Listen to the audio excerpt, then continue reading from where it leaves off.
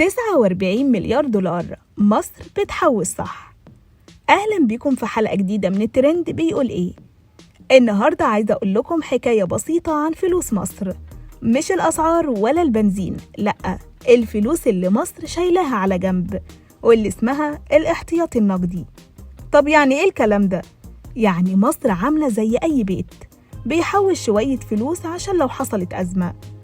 الفلوس دي بالدولار عشان نقدر نشتري أكل ودواء وبنزين وحاجات من بره.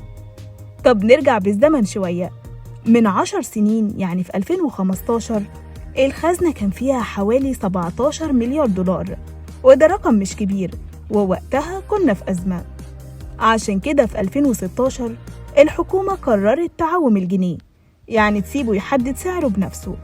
الدنيا اتهزت، الأسعار طلعت، بس في المقابل الدولار بدأ يدخل والاحتياطي زاد. من 2017 لحد 2019 الخزنة بدأت تكبر، بقى فيها فوق 40 مليار. الدنيا مشيت، مش أحسن حاجة أنا معاك، بس كانت ماشية. بعدين جت كورونا في 2020، السياحة وقفت، الفلوس اللي بتيجي من بره قلت والاحتياطي نزل، بس ما وقعناش.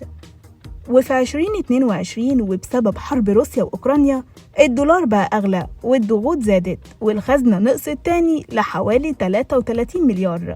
ما بين 2023 و 2024 الدولة عومت الجنيه تاني، بس المرة دي كانت مجهزة نفسها، دخلت استثمارات والفلوس رجعت تزيد. وفي 2024 الاحتياطي وصل 46 مليار دولار. لكن المفاجأة الحقيقية كانت في 2025 وتحديداً في شهر 7.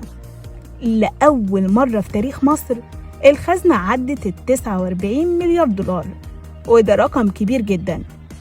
يعني لو حصلت مصيبة لا قدر الله، مصر تقدر تصرف على نفسها من غير ما تستلف، وهو ده اللي بيدي أمان وثقة في الاقتصاد. أنا عارفة إن في ناس هتقول بس مش كل حاجة تمام، بس لما تبقى بدأت من 17 ووصلت ل 49 يبقى أكيد حصل شغل. أنا سمع حد بيقولي يا ست وأنا هستفاد إيه؟ هقوله ببساطة، لما بلدك تبقى واقفة على رجليها أنت كمان هتبقى في أمان أكتر. ودي كانت حلقة من الترند بيقول إيه. كانت معاكم حبيبة جمال والكرياتيف بروديوسر محمد جلال. ما تنسوش اللايك والشير واستنونا في ترند جديد. سلام.